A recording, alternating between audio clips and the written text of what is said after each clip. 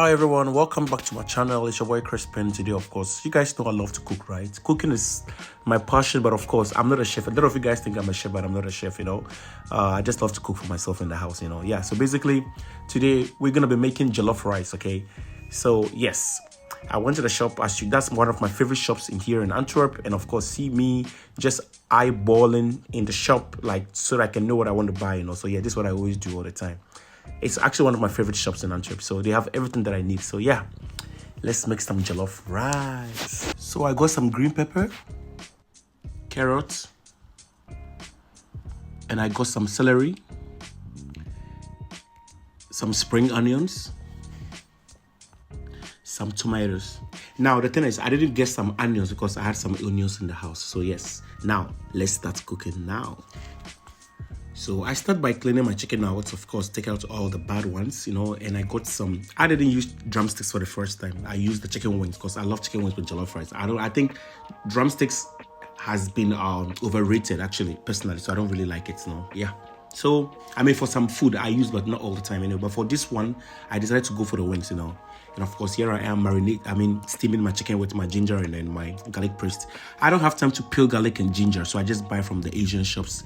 They already made paste, and it's very easy, Listen, I am a black man, and we black men, in fact, we Africans, we love spices, you understand? So I love my food to be very flavorful, very spicy, very, aromatic, So yes, here I am. I did this myself. I have all-purpose seasoning, which I did myself. I had 20 types of herbs and spices that I blended myself, like cumin powder, ginger powder, garlic powder. Everything was there, So I just have that in a container. So when I'm cooking a sauce or something, I just scoop a 1 teaspoon and here I go, Because I don't want to have time to be opening all the bottles, It's too much work, So yeah, I love soft life, I love everything about me to be very, very easy. So here I am, after adding my herbs to my chicken, because remember, I'm going to use the stock from the chicken for my jollof rice.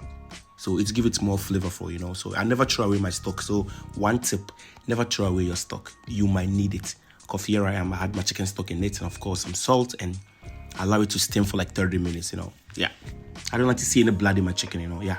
I'm a black man. We don't like blood in our chicken or meat.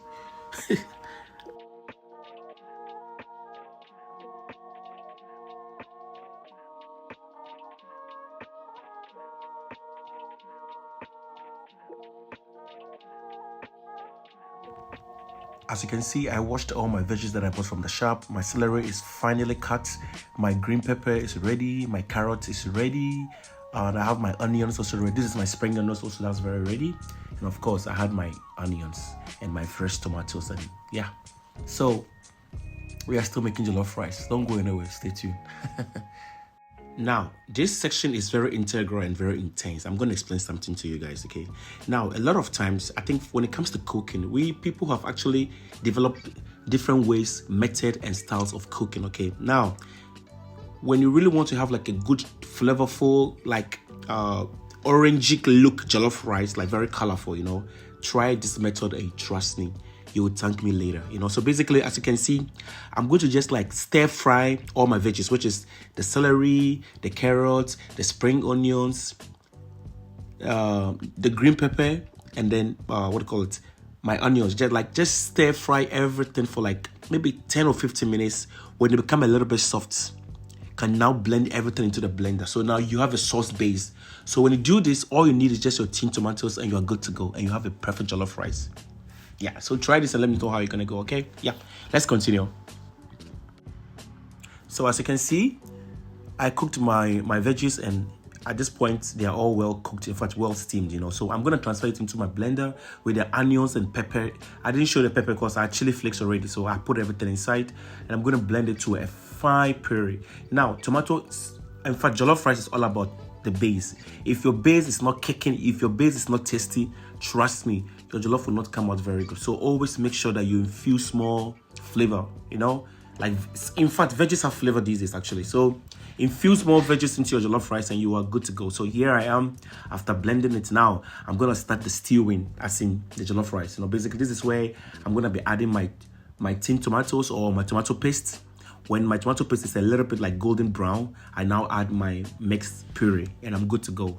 So yeah, you see, cooking is not supposed to be very stressful. It's all about being smart and being calculative. Yeah.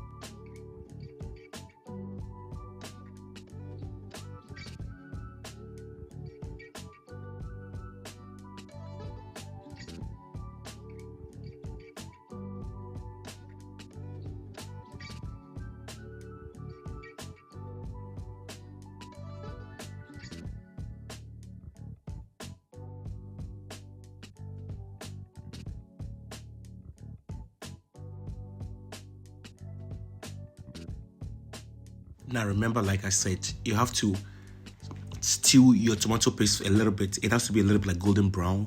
That means it's almost cooked. Now let's look at what I did. You see, after blending all the veggies, this is how it came out. You see, very, very puree-ish, so as soon as the tomato gravy is a little bit brownish, you just pour this into the sauce and you're good to go. Your jollof rice is almost done. So I see at this point, I'm going to pour it like together with the tomato sauce that I was already doing. So you see, very easy. Now at this point, all I need is my rice and some little bit of salt. And my jollof rice is good to go. Very good to go. Now, before you all come for me, it's a choice though. I use jasmine rice because it's the best rice for jollof rice, basically. I don't know why people use basmati. I mean, I have tried it before, but for me personally, I don't like basmati for my jollof rice. I like to use my jasmine rice. And it's optional. I did not wash my rice. If you want, you can wash your rice. If you don't want, don't wash your rice, okay? Don't come and shoot me. Yeah.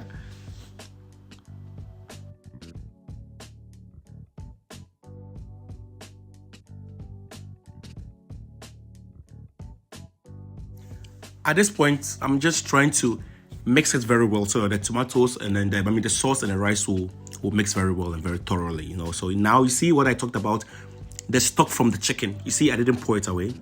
At this point, I'm going to use this to cook my rice. So the stock is going to serve as my water, A lot of times, people use normal water to make jollof rice. When you do that, you don't have like a good taste. So you use the saltiness, like the saltiness in the stock, like the flavor from the chicken and all that, all that kind of ginger, garlic, all that kind of, aromatic flavor. They will all infuse into the jollof rice. And also, this is the tip of a jollof rice.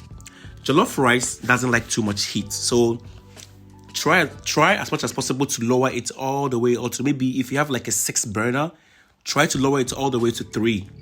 And it needs constant stirring. If not, you're going to burn your jollof rice. Jollof rice needs patience. If you don't have patience, you can't make jollof rice. Put it on a lower heat and use some aluminum foil to just like cover your pan and just go and read a book or do something, It needs a lot of attention.